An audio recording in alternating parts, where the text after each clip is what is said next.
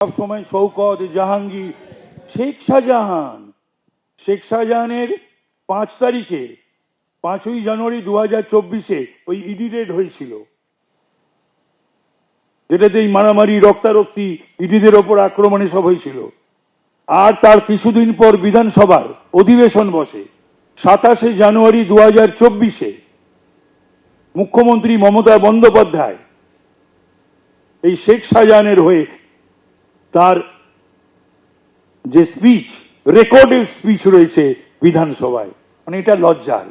মুখ্যমন্ত্রী 8টার পর বেরোতে নিষেধ করেন, আর শেখ শাহজাহান রাত 12:30 1টার সময় আমার হিন্দু মা বোনেদের ডেকে পাঠান। তার হয়ে পশ্চিমবঙ্গ বাংলার বিধানসভায় শেখ শাহজাহানের হয়ে তিনি রেকর্ডেড স্পিচ রেখেছেন। আপনারা যে কেউ গিয়ে 27শে জানুয়ারি 2024 সেই রেকর্ডেড স্পিচটা তুলে নিতে পারেন।